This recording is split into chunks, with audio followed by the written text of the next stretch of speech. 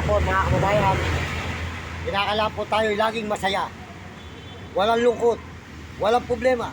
Sapagkat ang Diyos ay gusto lagi kang masaya. Sapagkat ang Diyos ang ating sandalan. Ito po ay handog ko sa inyo.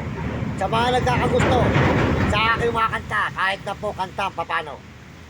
Kunin mo, O Diyos, at tanggapin mo ang aming kalayaan, ang aming kahilingan.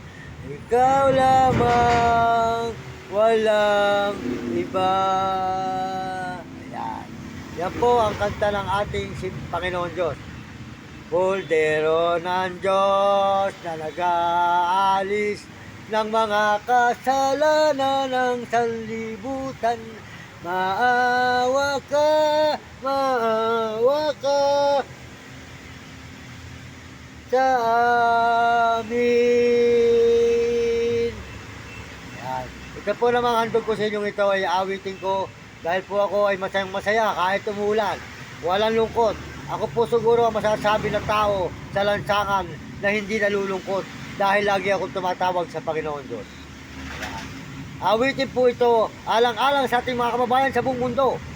Mga kababayan ko, tayo ay magsaya, tayo ay huwag malungkot, pagkat ang buhay ng tao ay mayroong hangganan. May kanya-kanyang buhay. Pag-ibig ko sa iyo ay hindi magbabago, mga kababayan. Ako lamang si Mang Mario Mendoza. Yan. Ito po ang aking mga awitin, mga kababayan, sa aking paglalakad. Saan man ako naroroon, kapiling ko ang Panginoon. Pagkat siya lang ang aking sandalan, saan man ako napapadpad. Pagkat ang Diyos ang tanging paraan para ikaw ay mabigyan ng lakas. Pasalamatan lahat ang ating buhay na binigay ng Panginoon. Papasalamat po tayo sa Panginoon. Alam po nyo mga kababayan, kahit po ako hindi napag-aral ng aking magulang, kahit po ako binubugbog ng aking ama nung siya'y nabubuhay, at ako'y pinagmamalupitan, at ako po ay tinutulak sa mga trabaho, bata pa ako, nag-aararo na po ako ng kalabaw. Pinapasok po nila ako magpastol ng itik. Pero alam ko po darating sa buhay ko at wala po ang aking ama na, hindi na makakatingin kung sakaling ako'y pagpapalain. Ibubuhos ko po ang pagmamahal ko naman sa aking ina. Siya naman po ay mabait ang aking magulang. Kaya po ang aking ina na lang po natitira, yun po ay gusto ko mabigyan ng kaligayahan sa buhay. Kaya pinagdadasal ko po sa Panginoon, bumaba pa ang buhay niya kung sakaling ako'y pagpalain ng Panginoon, makakatikim siya ng masarap na buhay. Dahil po ang Diyos, marunong po yan, mga kababayan. Kaya po tayo, huwag tayong magiging malungkot. Kahit tayo mahirap, lumaban tayo ng pareha sa buhay. Makimasa tayo, masa at anis. Huwag tayong gumagawa ng masama.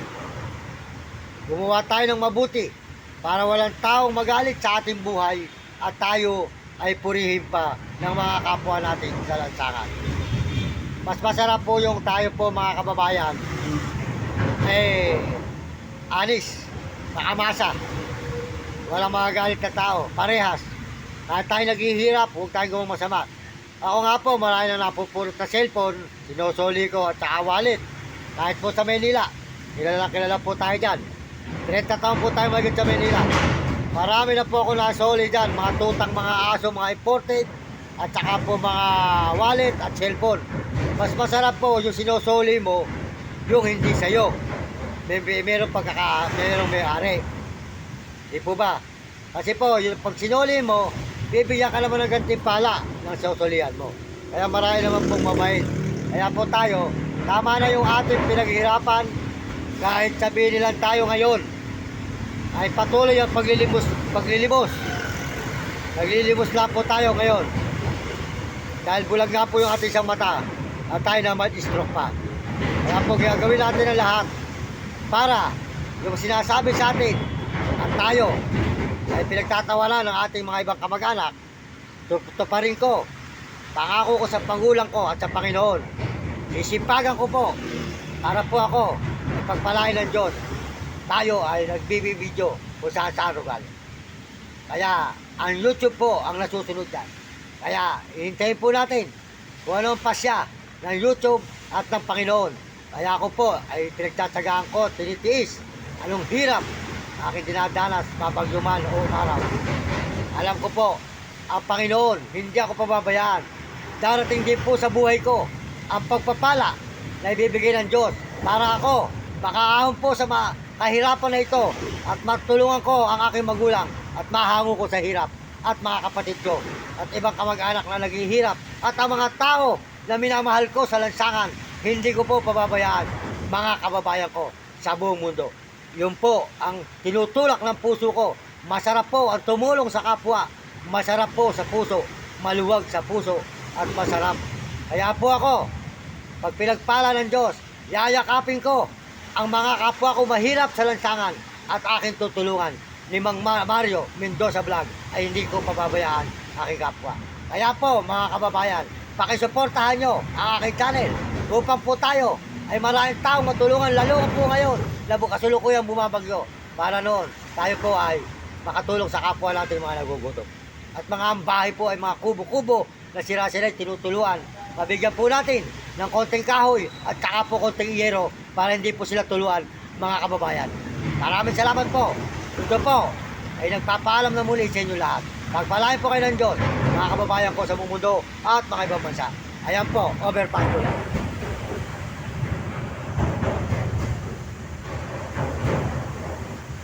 Uno. Ito po tayo ngayon nag-alive. Kaya maraming salamat po sa inyo lahat, mga kababayan, sa buong mundo at mga ibang bansa, lalo na po sa turista.